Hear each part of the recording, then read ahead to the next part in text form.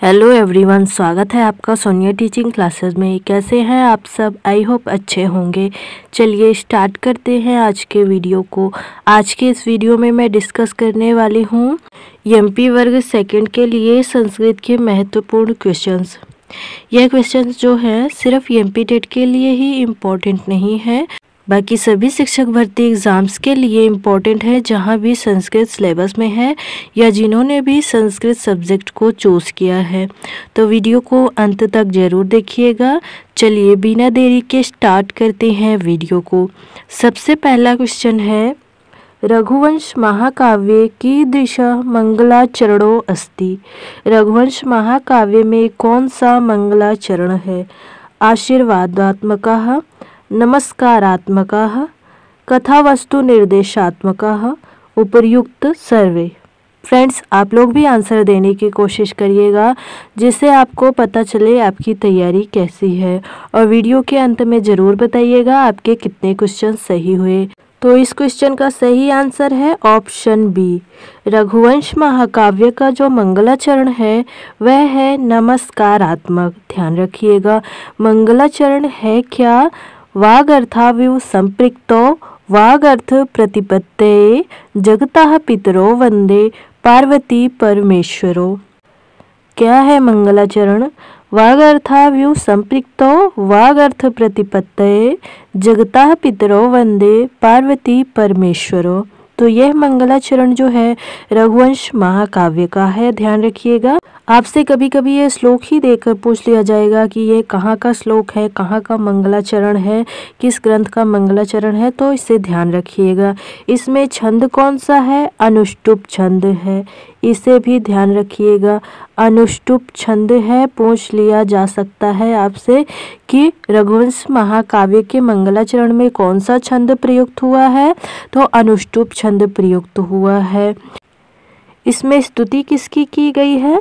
शिव जी और पार्वती जी की स्तुति की गई है। ध्यान रखिएगा, शिव जी और पार्वती जी की स्तुति की गई है। तो ऑप्शन बी इस क्वेश्चन का सही आंसर है। अगला क्वेश्चन देखिए,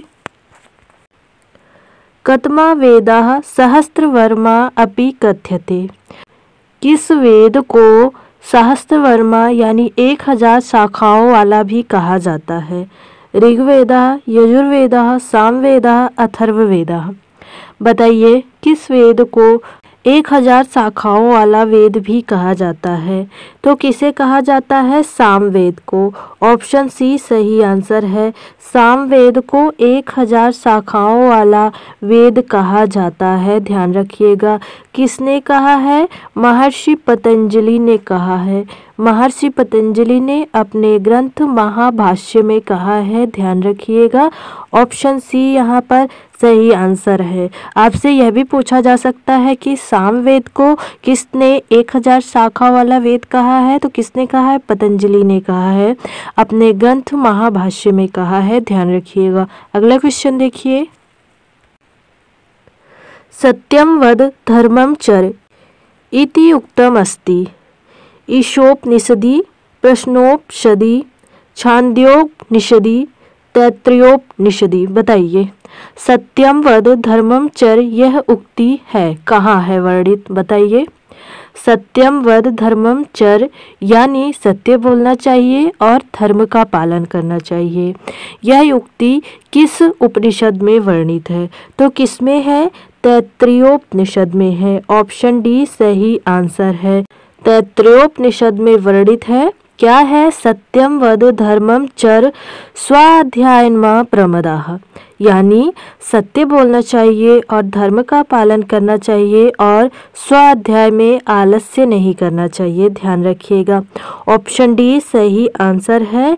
यह उक्ति तैत्तरीयोपनिषद में कही गई है। अगला क्वेश्चन देखिए, नावित्तेन तर्पणीयो मनुष्य इति वचन माह। मनुष्य कभी धन से तृप्त नहीं होता, यह वचन कहा है किसने? वाश्रवा, नचिकेता, यम, श्री कृष्ण। बताइए, मनुष्य जो है वह कभी धन से तृप्त नहीं होता, यह वचन किसका है? तो किसका है? नचिकेता का है। ऑप्शन बी सही आंसर है, ध्यान रखिएगा। ना वित्तेन तर्पणीयो मनुष्य, यानी धन से मनुष्य कभी तृप्त नहीं होता। ऑप्शन बी सही होगा। अगला क्वेश्चन देखिए। फ्रेंड्स, अगर आपको वीडियो पसंद आ रही है तो वीडियो को लाइक कीजिए, अपने दोस्तों के साथ शेयर कीजिए और चैनल को सब्सक्राइब कीजिए। अगला क्वेश्चन है, त्वम आवाम महिमा च मंदिरम रिक्त स्थान वाक्य उचितम क्रियापदम लिखत, यानी यहाँ पर जो खाली स्थान है यहाँ पर हमें उचित क्रियापद लिखना है।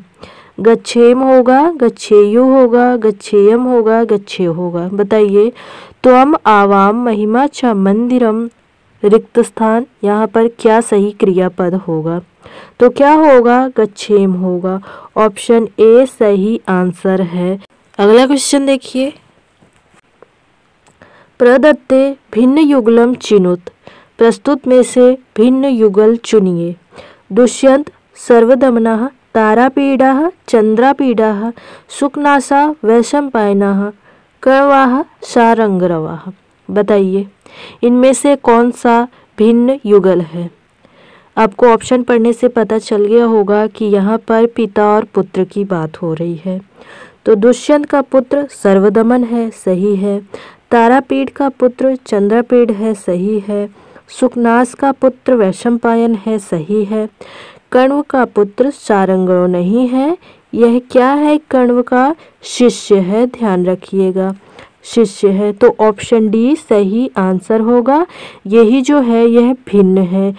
बाकी तीनों ऑप्शन में पिता पुत्र का वर्णन है, ऑप्शन डी में गुरु शिष्य का वर्णन है, ध्यान रखिएगा। अगला क्वेश्चन देखिए।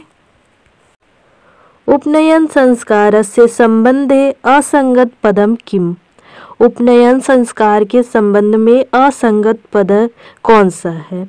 ब्राह्मणः, यानी ब्राह्मण का उपनयन संस्कार 8 से 16 वर्ष के अंतर्गत होता है।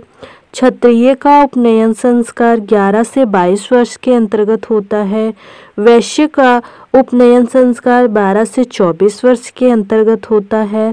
शूद्र का उपनयन संस्कार 15 से 30 वर्ष के अंतर्गत होता है। बताइए, उपनयन संस्कार के संबंध में कौन सा कथन असंगत है? तो कौन सा है? ऑप्शन डी है। शूद्र का जो है संस्कार नहीं होता है, ऐसा वेदों में कहा गया है, ध्यान रखिएगा। क्या कहा गया है? कि शूद्र का कोई भी संस्कार नहीं होगा, यानी 16 जो संस्कार होते हैं यह शूद्र के लिए नहीं होते हैं, ध्यान रखिएगा। ब्राह्मण का होता है, क्षत्रिय का होता है, वैश्य का होता है, लेकिन शूद्र का नहीं होता। 16 संस्कार में से कोई संस्कार। ऑप्शन डी सही आंसर होगा। अगला क्वेश्चन देखिए। भीम हिडिंबा विवाह महाभारतस्य कस्मिन् पर्वणि अस्ति, भीम हिडिंबा का विवाह महाभारत के किस पर्व में है? विराट पर्व, आदि पर्व, वन पर्व, उद्योग पर्व। बताइए, भीम हिडिंबा का विवाह महाभारत के किस पर्व में है? तो किस पर्व में है? आदि पर्व में है। ऑप्शन बी सही आंसर है, ध्यान रखिएगा। भीम हिडिंबा का विवाह महाभारत के आदि पर्व में हुआ था। ऑप्शन बी सही होगा। अगला क्वेश्चन देखिए। रघुवंश महाकाव्य पात्रम नास्ति, रघुवंश महाकाव्य में पात्र नहीं है। इनमें से कौन सा नहीं है? ऑप्शंस में से आपको बताना है। अजः, रघु, वशिष्ठा, विश्वामित्र। बताइए, रघुवंश महाकाव्य में इनमें से कौन सा पात्र जो है वह नहीं है? तो कौन नहीं है? विश्वामित्र नहीं है। ऑप्शन डी सही आंसर है। बाकी तीनों ऑप्शन सही है। अजा भी है, रघु भी है और वशिष्ठ भी है रघुवंश महाकाव्य के पात्र, विश्वामित्र नहीं है। अगला क्वेश्चन देखिए। भिन्न युगलम चिनुत, भिन्न युगल चुनिए। भवभूति, जतुकर्णी, बाणभट्ट, राजदेवी, कालिदास, विद्योत्मा, भारवी, सुशीला। बताइए, इसका सही आंसर क्या होगा? यानी इनमें कौन है जो अलग है? तो कौन सा अलग है? ऑप्शन सी अलग है, कालिदास, विद्योत्मा। क्यों अलग है? और ऑप्शन से समझिए, जैसे भवभूति, जतुकर्णी। भवभूति की माता का नाम जतुकर्णी है, ध्यान रखिएगा। यानी यहाँ पर पुत्र और माता का वर्णन है। बाणभट्ट की माता का नाम राजदेवी है, भारवी की माता का नाम सुशीला है, लेकिन कालिदास विद्योत्मा, यह जो है विद्योत्मा कालिदास की माता नहीं पत्नी है, तो ध्यान रखिएगा। इसलिए यह ऑप्शन अलग है। ऑप्शन सी सही आंसर होगा, क्योंकि हमें भिन्न यानी अलग ही चुनना था। अगला क्वेश्चन देखिए। अष्टुना अष्टुः इति सूत्रेण विधीयमानं कार्य किम्? अष्टुना अष्टु, इस सूत्र से विधीयमान कार्य कौन सा है, यानी इस सूत्र के द्वारा कौन सा कार्य किया जाता है? ष्टुत्वम, श्रुत्वम, टुत्वम, श्चुत्वम, बताइए। अष्टुना अष्टु, इस सूत्र के द्वारा कौन सा कार्य होता है? तो ष्टुत्व होता है। ऑप्शन ए सही आंसर है। वो जो ष्टुत्व संधि है ना, उसी का सूत्र है, ध्यान रखिएगा। ष्टुत्व संधि का सूत्र है ष्टुनाः अष्टु। ऑप्शन ए सही होगा। अगला क्वेश्चन देखिए। यज्ञोपवीते तंतवः भवन्ति। यज्ञोपवीत में तंतु यानी धागे होते हैं। यज्ञोपवीत मतलब उपनयन, उपनयन संस्कार की बात हो रही है। उपनयन संस्कार में जो जनेऊ धारण कराया जाता है उसी की बात हो रही है। तो उसमें कितने धागे होते हैं? 30, 9, 3, 16, बताइए। उपनयन संस्कार के अंतर्गत जनेऊ धारण कराया जाता है, उसमें कितने धागे होते हैं? तो कितने होते हैं? 3 होते हैं। ऑप्शन सी सही आंसर है। यज्ञोपवीत में तंतु होते हैं 3। ऑप्शन सी सही होगा। अगला क्वेश्चन देखिए। फ्रेंड्स, अगर आप लोगों को इस वीडियो की पीडीएफ चाहिए तो टेलीग्राम चैनल का लिंक मैंने डिस्क्रिप्शन में दे दिया है, आप लोग वहां पर ज्वाइन हो जाइए, पीडीएफ मिल जाएगी।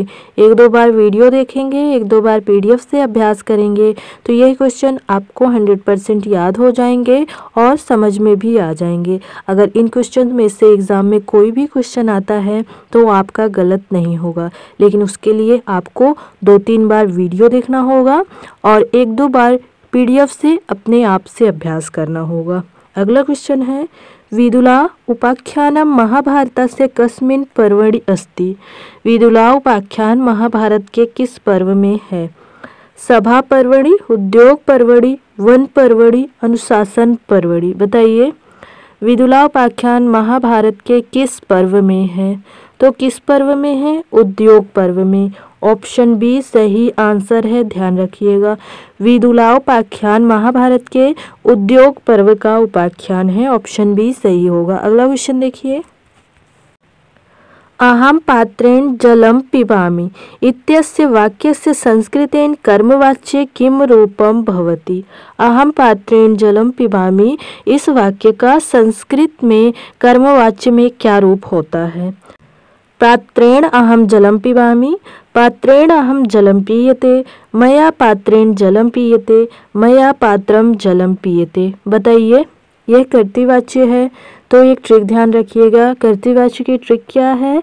121 को हमें जब कर्मवाच्य में बदलेंगे तो 311 में बदलना है। इस ट्रिक के माध्यम से आपको कुछ हेल्प मिलेगी और कर्तृवाच्य को कर्मवाच्य में बदलने में। कैसे, समझिए।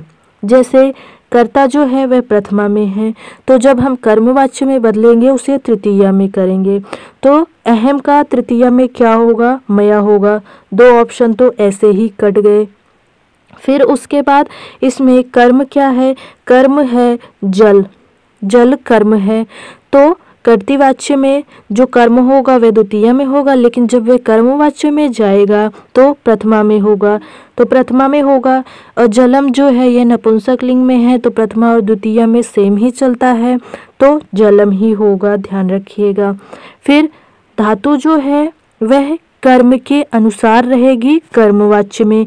यहाँ पर तो कर्तृवाच्य दिया गया है, तो कर्तृवाच्य में धातु क्रिया के अनुसार होती है, लेकिन कर्मवाच्य में कर्म के अनुसार रहेगी। और जैसे अगर कर्म जो है बहुवचन में रहेगा तो क्रिया भी बहुवचन में रहेगी। अगर कर्म एक वचन में है तो क्रिया भी एक वचन में होगी, ध्यान रखिएगा। और क्रिया आत्मनेपदी की होगी। तो क्या होगा? मया पात्रेण जलम पीयते, ध्यान रखिएगा। ऑप्शन सी सही आंसर होगा। पात्रेण जो है यह तृतीया में है, तो कर्म के अलावा किसी में परिवर्तन नहीं होता, यह पॉइंट भी ध्यान रखिएगा। पात्रेण नहीं बदलेगा, इसलिए ऑप्शन डी नहीं होगा। कंफ्यूज करने के लिए देगी दिया गया है, लेकिन पात्रेण नहीं बदलेगा क्योंकि ये करण कारक है, तो ऑप्शन सी सही होगा। कर्म ही बदलता है, ध्यान रखिएगा, ट्रिक भी ध्यान रखिएगा। थोड़ी सी आसानी होगी लेकिन नियम जानना जरूरी है। अगला क्वेश्चन देखिए। रघुवंश महाकाव्ये प्रथम सर्गे श्लोकानां संख्या अस्ति। रघुवंश महाकाव्य में प्रथम सर्ग में श्लोकों की संख्या है 950, 95, 100, 200। बताइए रघुवंश महाकाव्य में प्रथम सर्ग में श्लोकों की संख्या कितनी है? 950 यानी 59, 95 यानी 95, 100 यानी 100, 200 यानी 200। तो बताइए प्रथम सर्ग में श्लोकों की संख्या कितनी है रघुवंश महाकाव्य में? तो कितनी है? 95 है। ऑप्शन बी सही आंसर है, 95 है, ध्यान रखिएगा। रघुवंश महाकाव्य है किसका? महाकवि कालिदास का है, महाकवि कालिदास का है, ध्यान रखिएगा। ऑप्शन बी सही होगा। अगला क्वेश्चन देखिए। अगला है आप लोगों के लिए प्रैक्टिस क्वेश्चन। क्वेश्चन क्या है? अभिज्ञान शाकुंतलस्य चतुर्थ अंके प्रधान रसो वर्तते। श्रृंगार, हास्य, करुण, वीर। ध्यान रखिएगा, क्वेश्चन थोड़ा डिफरेंट है। अभिज्ञान शाकुंतल के चतुर्थ अंक में प्रधान रस है, चतुर्थ अंक की बात हुई है, तो इनमें से कौन सा प्रधान रस है? इसका आंसर आप लोगों को कमेंट बॉक्स में बताना है।